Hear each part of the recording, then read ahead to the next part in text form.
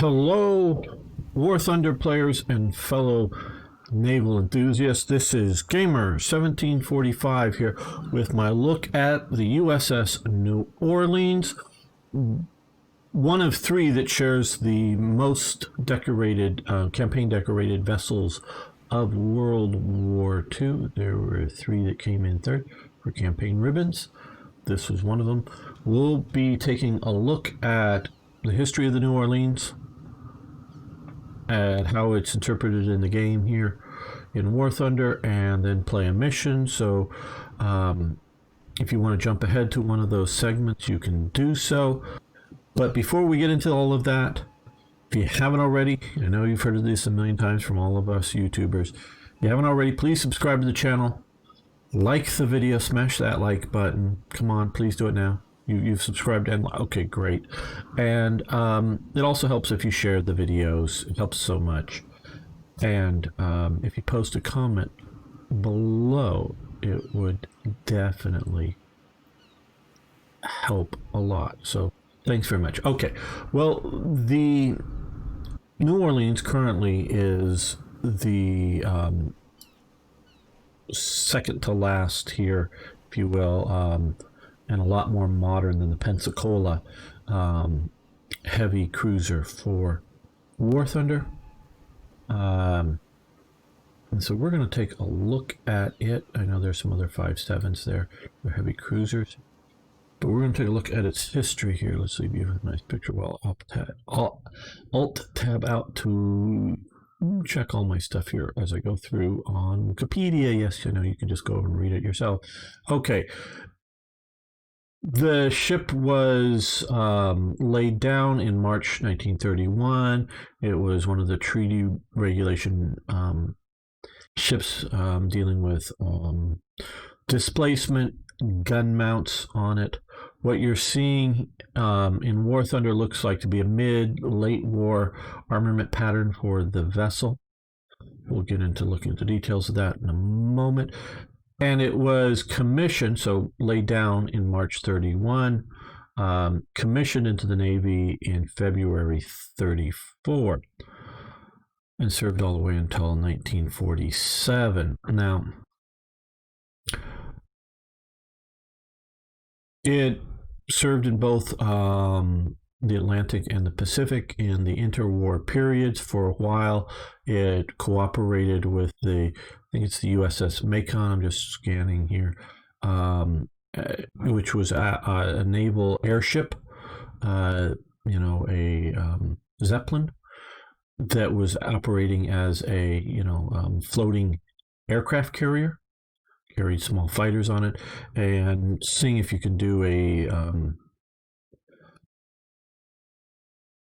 good interaction between, you know, effective between ships and airships flying fighters in there.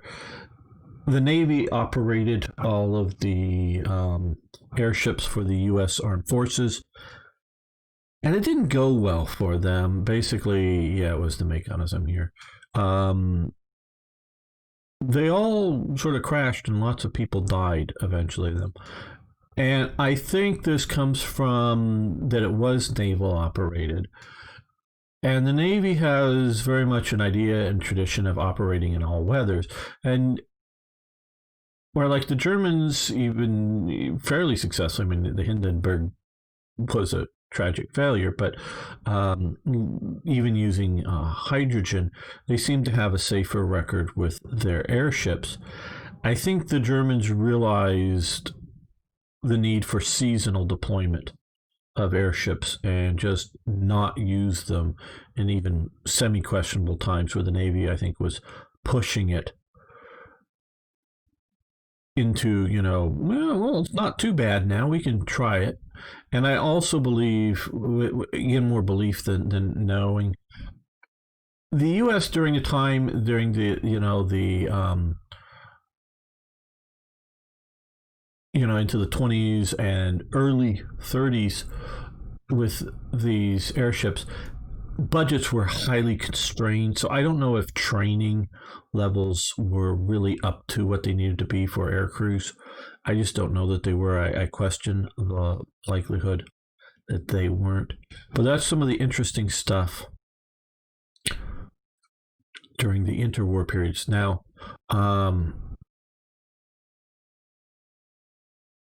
it gets converted around at different times of its purpose. Now, when Pearl Harbor starts, it had been moved, or when the attack on Pearl Harbor happens, it had been moved to Pearl Harbor and have an engine refit. So it basically is stuck at the dock because the engines are, enough torn apart out of it that it's not able to power. But it engages using just human power because all the ammunition lifts and what were not working. For AA guns, obviously they weren't shooting at any ground-based targets. So it was involved in Pearl Harbor. Almost no damage, just some very minor minimum damage in Pearl Harbor. So it starts the war at the very first proper battle of World War II for the Americans. And then the Battle of Coral Sea in 1942, it's out there and is escorting carriers. So these are anti-aircraft actions primarily, and escorting some of the ones that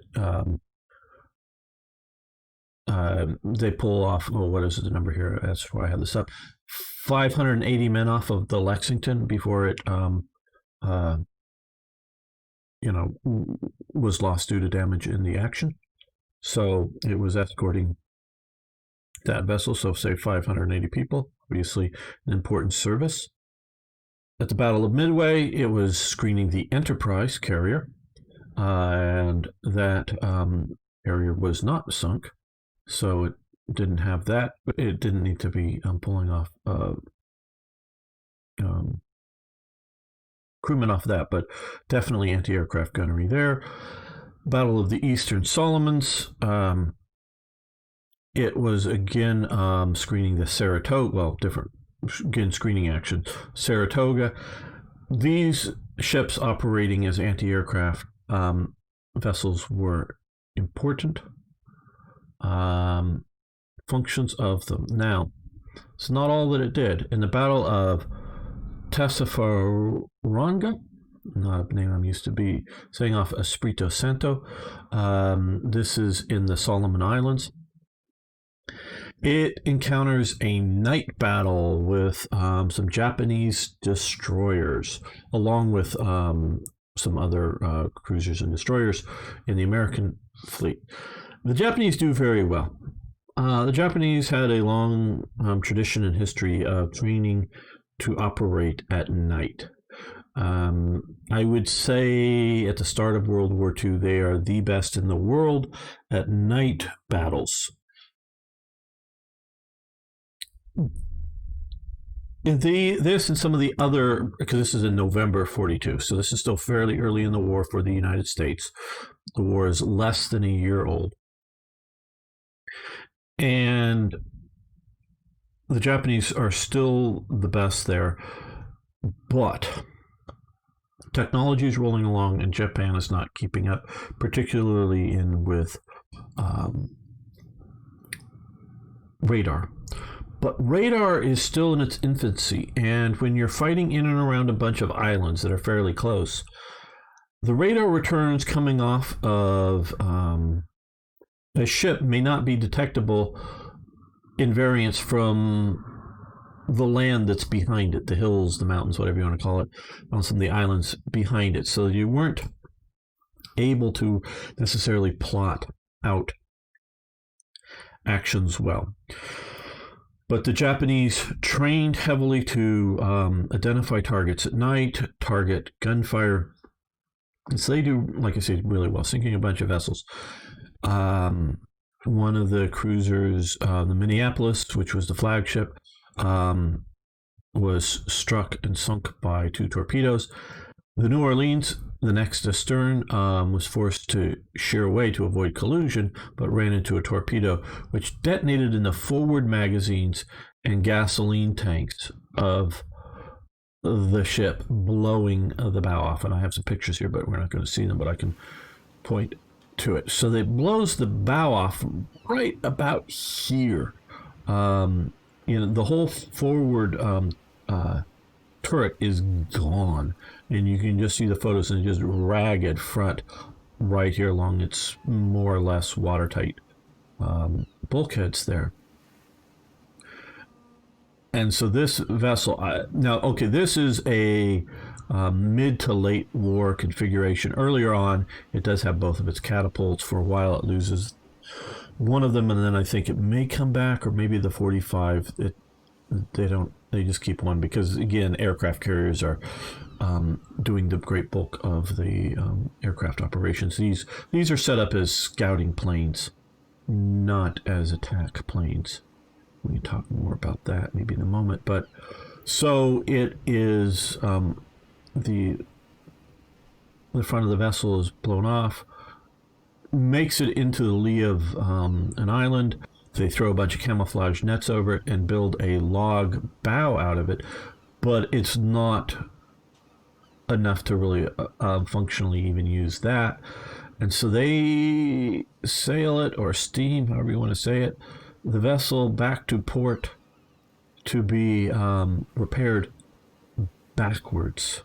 You just put it in reverse. It's the best way to go, or the only way, because without enough of a bow, you're just not going to steer well. So they backed the ship home. I think it's at Pearl Harbor. I saw a photo with a really short bow that stuck out, probably right about there. I think they make something there to be able to get it back to the continental United States to have a new bow put on it. It's refitted, new bow, new gun turret, and I think more or less this is what it comes out looking like by the after those with the repair with all of the anti-aircraft guns, which we'll look at in a little more detail in a moment.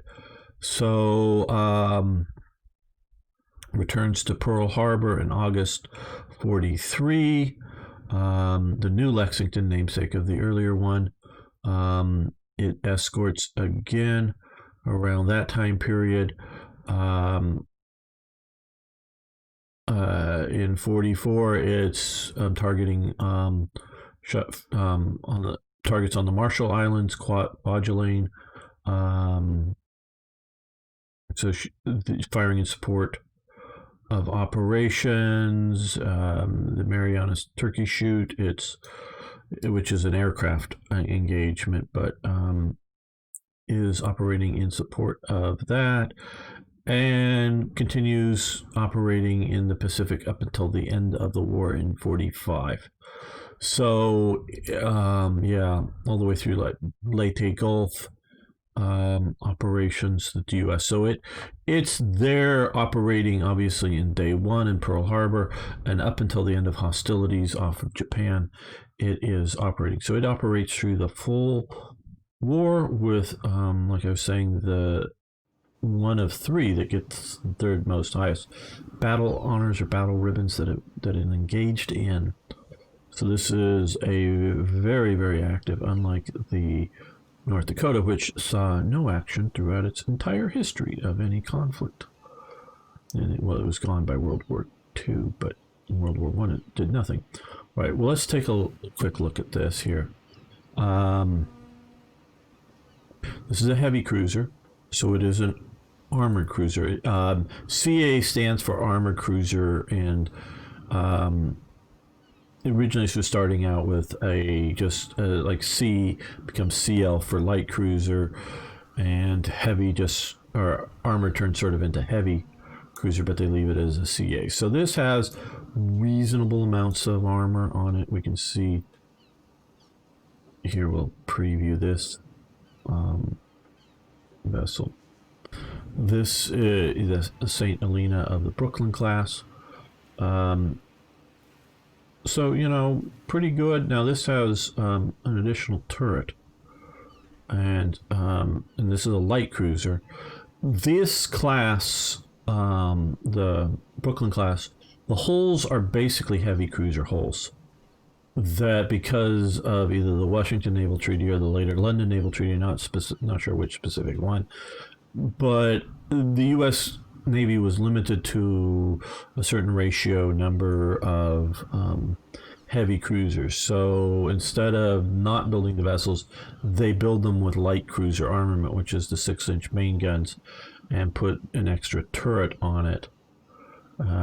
To really, and they specifically try to build these 6-inch guns to be able to handle a more powerful 6-inch round that they fire out of them to try to get better performance out of those and use sort of volume of fire. And this is the late war where they moved the guns into turrets from their original open mounting sear. That's slightly different placement, but they were originally mounted open along the deck. Here you can see in the Brooklyn class. Well, just look at right here.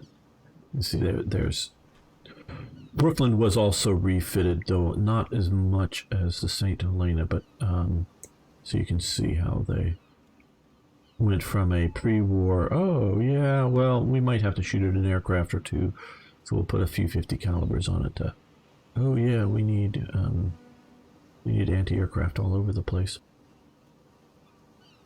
And that's what sort of this happens to get. It is still a heavy cruiser running 8-inch guns, but it has lots of anti-air. Now, before World War II starts, and even through World War II, the World War II really proves the carrier, what they call the brown shoe navy. Naval officer shoes are, thank you, very loud motorcycles. Naval officer shoes are black shoes, highly polished, nice, shiny shoes. Naval flying officer shoes, pilots, wore brown shoes, and so instead of black. So that was sort of, were you a black shoe Navy person or a brown shoe Navy person? The brown shoe Navy people, air power, aircraft carriers, that's the thing. All these battleships are outdated and not unuseful, but no longer need to be, or no longer are the primary weapons of naval warfare. It's aircraft, as we've seen sort of as aircraft and now missiles. But yeah, so before the war it proves this to be, there's a lot of debate, but the debate isn't, are aircraft useful? Because we can come in here and you don't really see it. This is an aircraft hangar. That's all a big aircraft hangar. There doesn't really have much to say. Big doors there. Aircraft hangar. There's the crane here.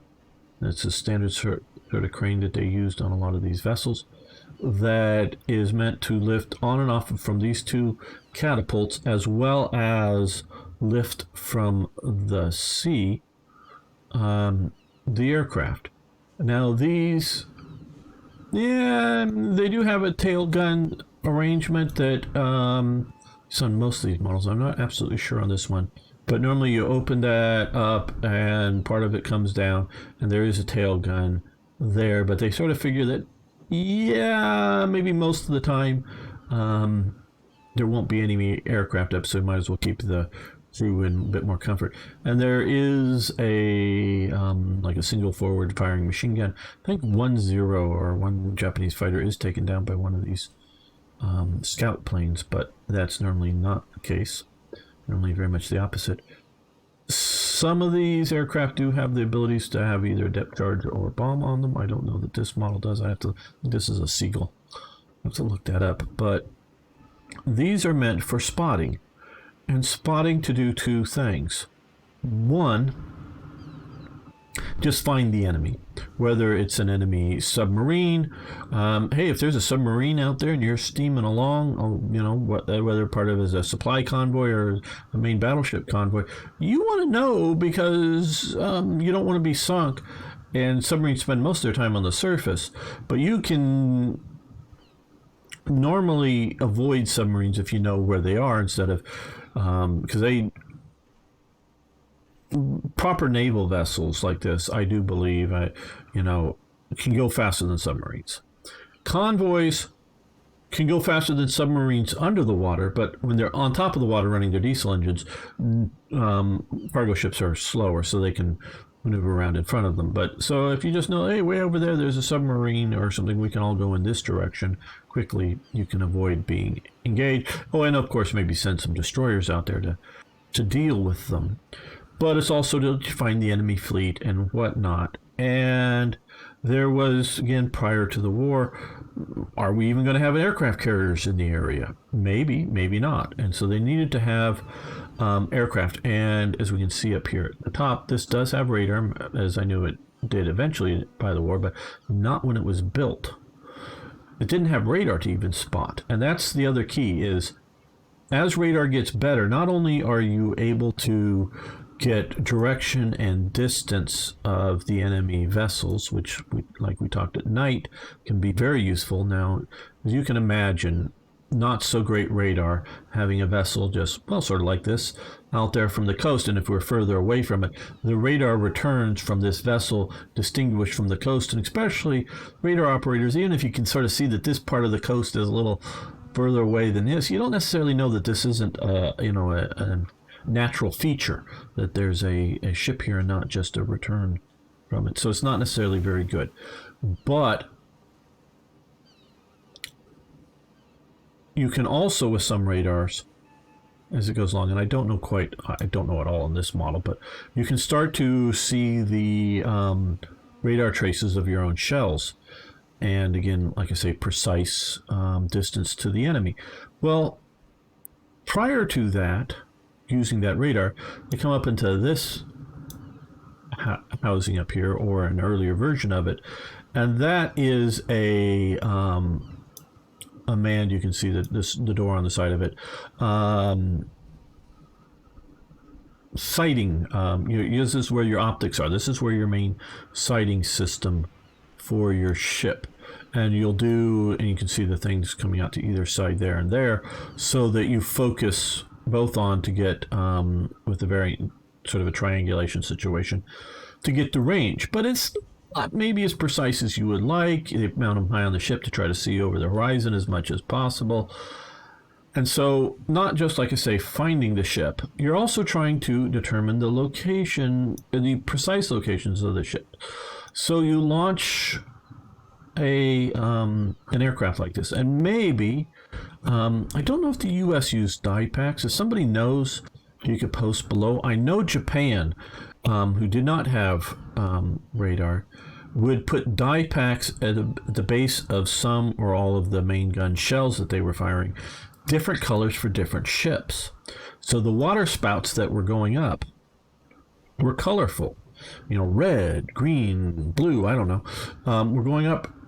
And so that each ship would know, ours just landed sort of in front, so we need to adjust our aim, or they were long, or they were short, or they were behind.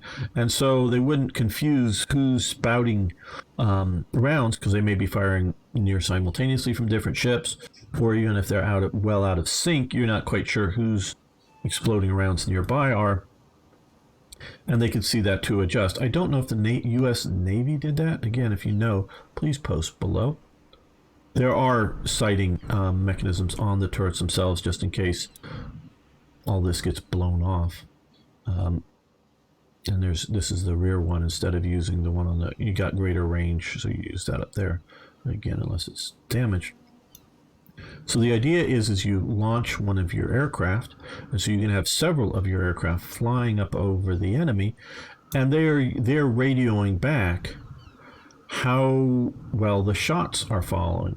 So getting, you can imagine getting fairly high up, especially if you look at like with the idea of, Brooklyn, oh, they've got a couple of 50 calibers on here, or okay, the Pensacola, yeah, they've got like 450 calibers. Again, even higher masts to get that up higher, because again, this is what a pre-radar ship, and yeah, they do have one to the rear. It's a bit lower just in case they need to run away and shoot, or they're shooting at targets in front and the rear.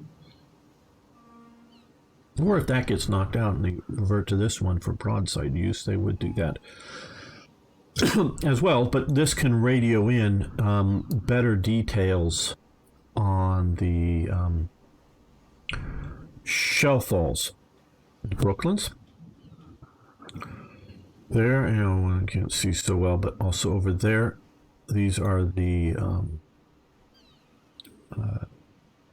catapults, and the hangar is down in here. We can see, well, it does have some armor here, 16 millimeters, but it's this whole section in here is basically hollow in there that can hold 4 aircraft. And there's you can see the hatch. That's the crane folded down for gunnery use. That hatch slides forward to be able to bring it out there. So sometimes when they were like taking aircraft out from the United States out to some forward operating area, they had actually put 8 aircraft on one of these vessels, 2 on each of these catapults, and then 4 down in there. And these, all of these vessels, these wings would swing in on the sides, and so they would haul them there. And this, I don't know how many it can hold in its hangar here, but you could stick 2 on the catapult. Now you can't launch them from the catapult, but you can just plop them in the water, and if the conditions are right, take them off from the water and use them. And so use them from not land base, but from coastal base, or as replacements to other aircraft that are shot down, in a nice cove somewhere. They would operate these out as spotting airplanes.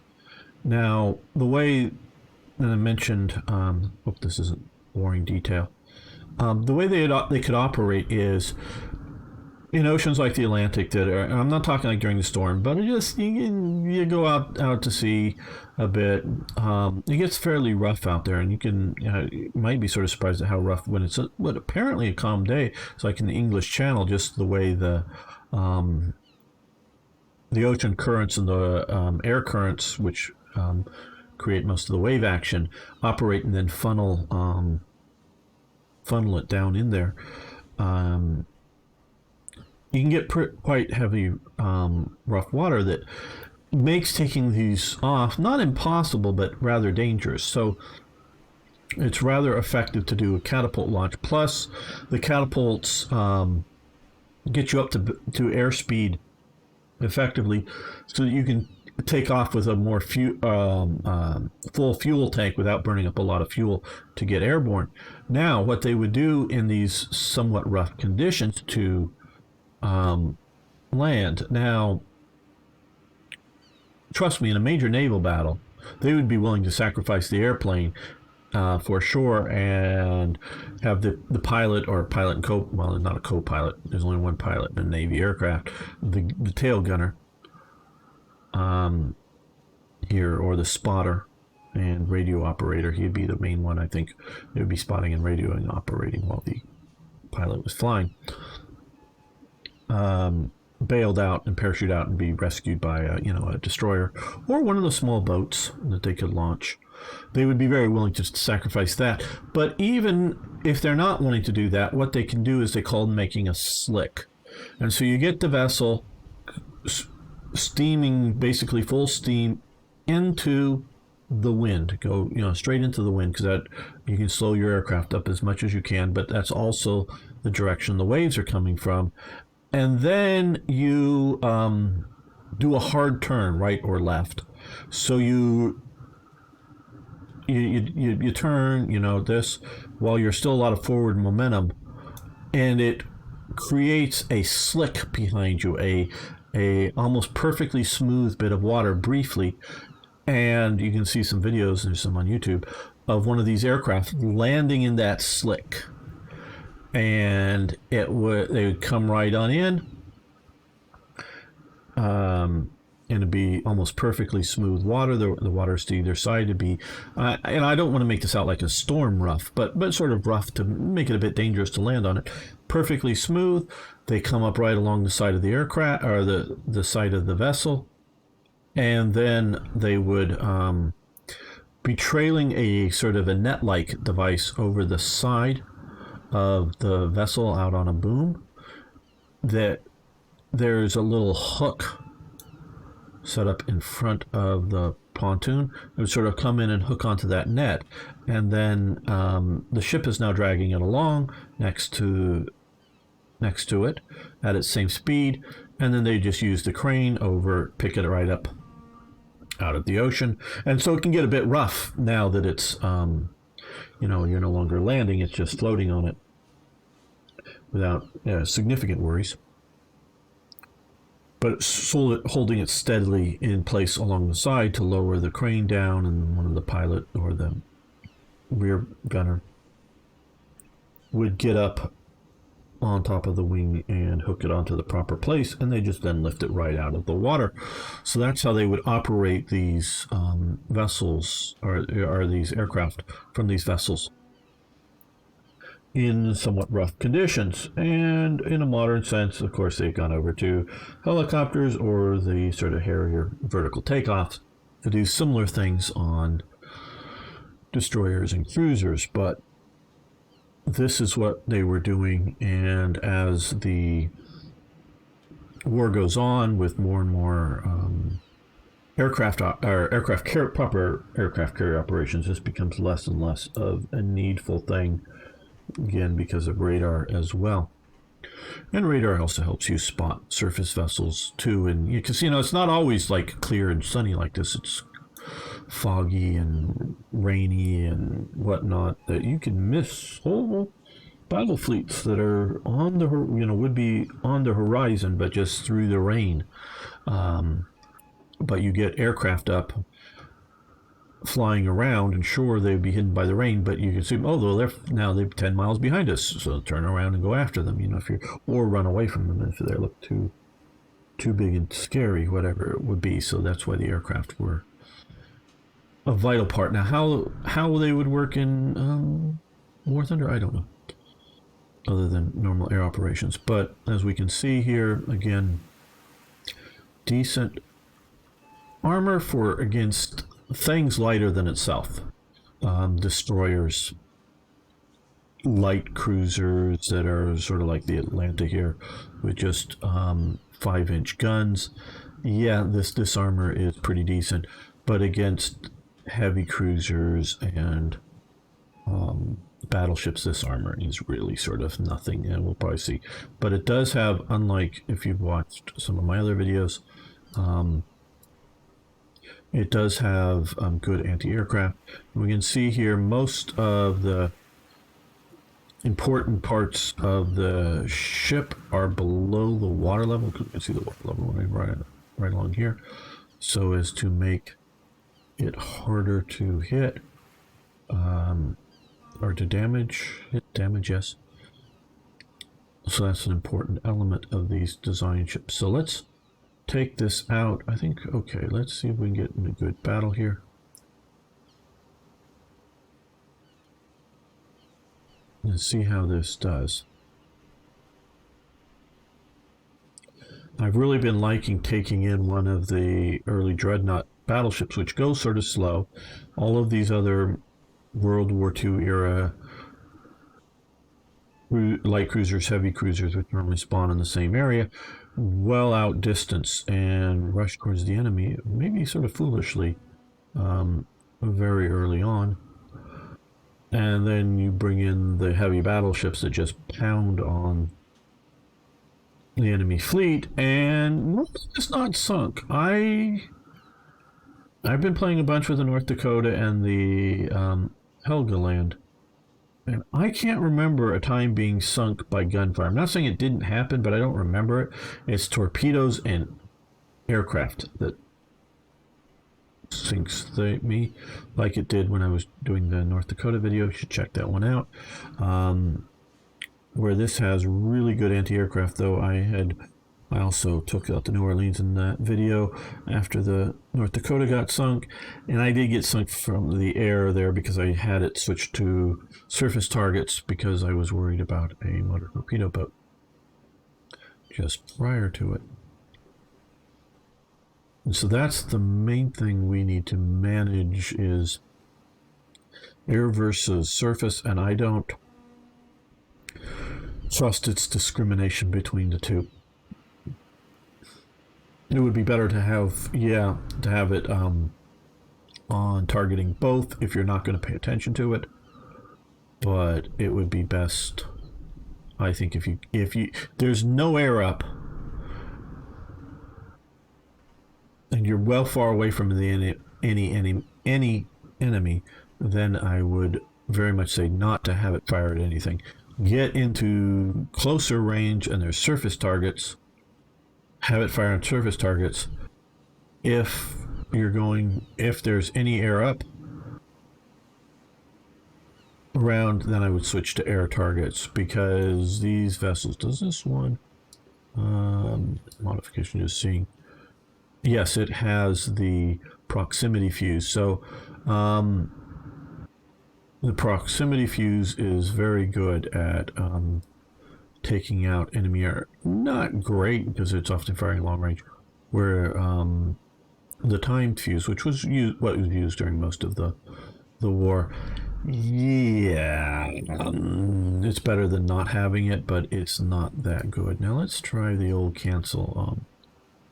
Yeah. You see, whenever you go to cancel it, it drops you into a session because it doesn't want to lose you. Now I don't know if it makes you face more bots, but we need to switch this over to proximity fuses entirely for that. Okay, and I do like the mix here. We will, no, actually, you know what we're going to do? We're going to, hopefully you stay around, or you can jump ahead. I'll J out if it takes too long. But I want the first of the action. I don't want to start out mixed in with a bunch of other ships. Because they just all start spamming into that target. So we're going to start out with one of these guys to see if we can take the point along with the Higgins in front of us up there. I have the rockets on board, but well, let's drop all these. I didn't really need to do that. And we'll get them re-spammed out here soon.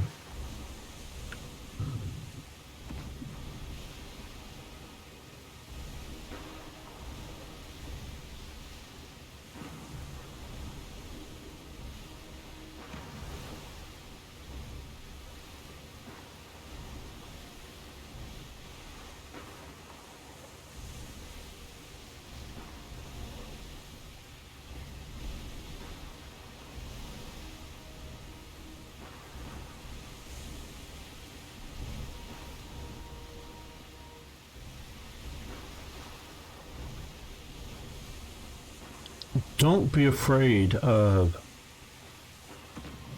doing a mix of coastal fleet and blue water fleet now in War Thunder. I would actually highly recommend it. And you know, if you just want a machine gun, if you will, with things like that, other small vessels, yeah, go in coastal. But if you want to use the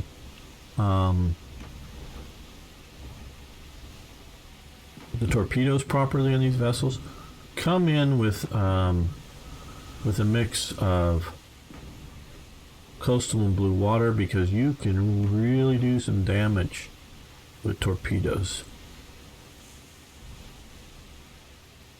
I'm watching the pattern of... Hold on.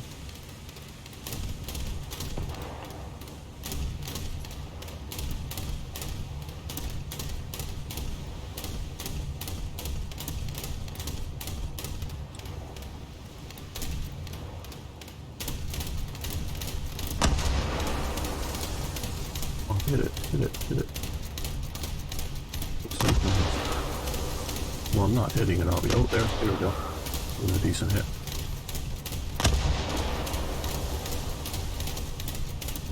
Yeah, that's about done for.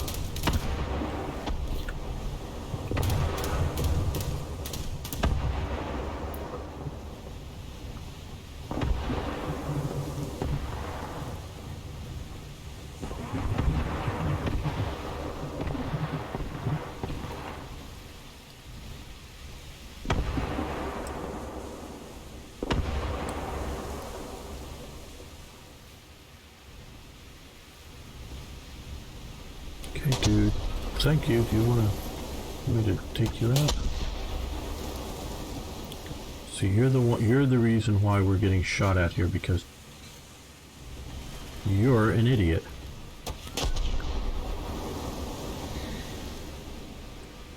Leave me alone. Go away. You're too far away for any of your torpedoes. Well, I think any of your torpedoes to work. My friend has gone around behind the island. Is going to cap the point unless the. Okay, there we go. There we go. So let's fire. Let's fire. Let's fire. And let's fire.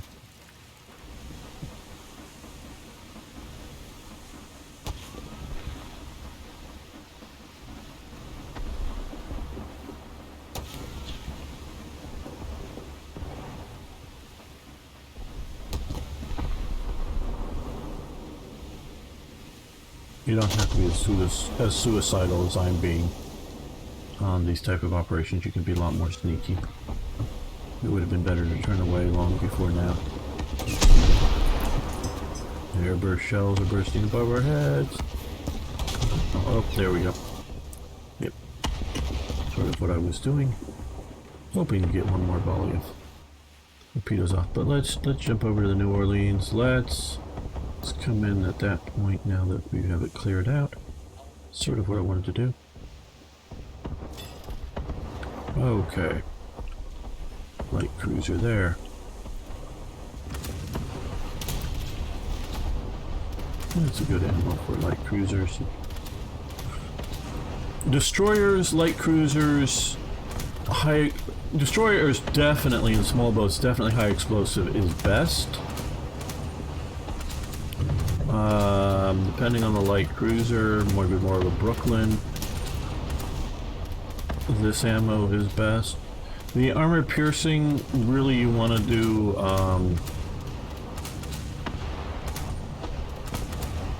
save it for the heavy cruisers, or like I said, the Brooklyn, which is basically a heavy cruiser hull, both size and armor.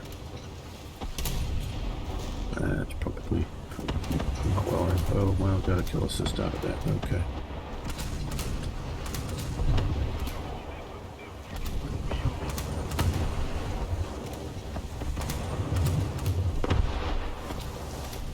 Okay, we're going to go over to air targets exclusively.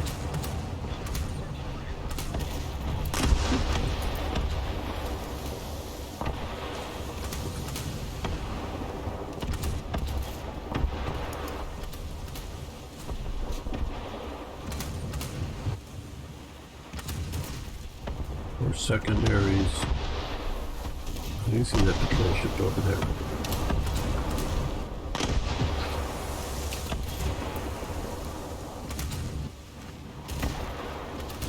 Does it have torpedoes on it? Maybe, but I don't think. Oh, that was a decent hit. That would be great. This patrol ship would be better to take out the high explosives, but I don't want to reload right now.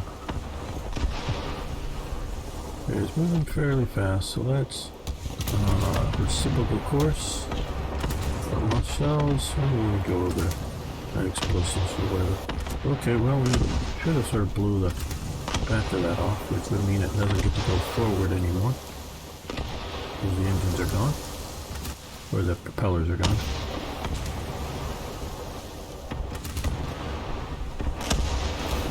Okay, nice leading. Hopefully that's good. Hopefully more explosion power to take that out. Yeah, well, that should be again.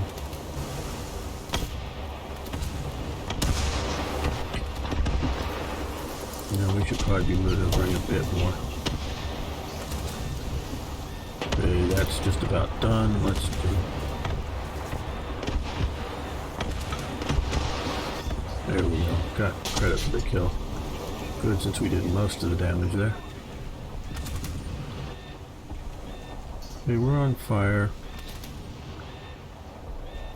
Nowhere near as survivable as the battleships. Down to 37% of the crew.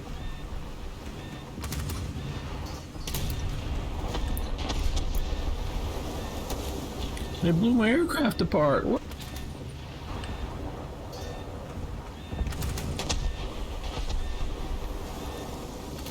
Okay, decent hit, but a little bit heavy armor. I'm gonna, after this round, because we're mostly loaded. I'm gonna get the forward turret back into operation. Okay, I want to trail a little bit better. There we go. Forward turret is in operation again. Now switch back over to this. And whatever it's called. Okay, this light cruiser that's coming in closer, we're gonna switch to it. It's just been a smaller target. Okay, well, good hit there. And we're done. Now I guess we're hit by the Russian vessel. Now to sort of show the difference, we'll come in the battleship. And this only has AP rounds, does have explosive filler, but it needs to hit something pretty substantial for the explosive filler to really take effect. Okay, let's see. A little bit in front, way out there. Hopefully that's good. Falling. Of course, coming in late like this, we're, like I say, very vulnerable to enemy aircraft. Okay, we've got the range on it. We're turning our turrets around. One that was already loaded.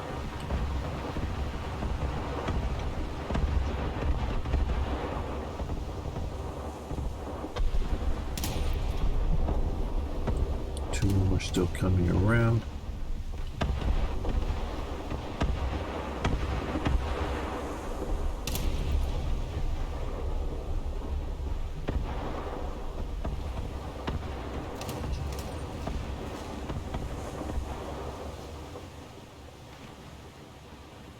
Okay, we're a little bit over there, I think. Oh, hello. Sorry, I didn't realize you were there, Admiral Pepper. I'm actually turning, because I wasn't going to really do well enough with that. These are the kind of things that I really would like to avoid. Let's see if we can get anything off, or we'll just all impact our friend here.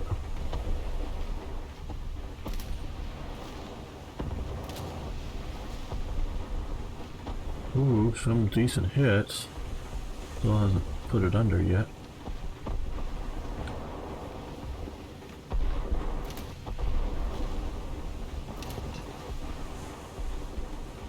I don't know why it was speeding me up so high. Look at that.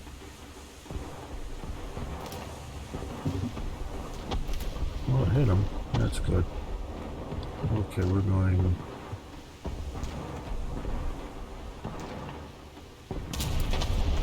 Okay, well, mission accomplished. Yeah, we took a few scratches with this, but hardly anything, and it didn't get that close. But there is a massive difference, and you can go look at my other videos on the battleships of how much damage the battleships can take over these heavy cruisers. Just how you can just wade right into the enemy and pound them. If you were to slow down to match the speed of a battleship, and I would suggest stay just, you know, 1,000 meters behind them, if you will, So the battleship is in front, so the enemy are targeting the closer vessel, which tends to be the case. Something like this would be good. And either, like I say, either slow up to match this, which, 47 versus 71. You're talking really fast, these really fast vessels here. Slow up to match it, or do a lot of zigzagging, which will have a similar sort of effect. Keep near it so that you are providing anti-aircraft cover to the battleship, and he is providing a target for you, alternate target for the enemy to, so he can absorb the enemy rounds instead of into you. Not come close like the Hitler did to me, to, to be a joint target, but make it just so, hey, there's that, he's closer. He's 1,000 meters closer. Let's shoot at him instead. And that would probably be a good option for this vessel. Now, if you're not faced with any, if you get down tiered, you come in and, 5.7s or less, you don't have any of the 6s, which is probably not going to be the case without you. You're probably almost always going to be, if you have a 5.7, any of the 6s that are there. So, yeah, I just use it that way. Don't get too close. Pound, maneuver a bit more from enemy action. Well, again, thanks for watching. If you have any questions, please post below. I'll see if I can answer them, or maybe some other viewer can.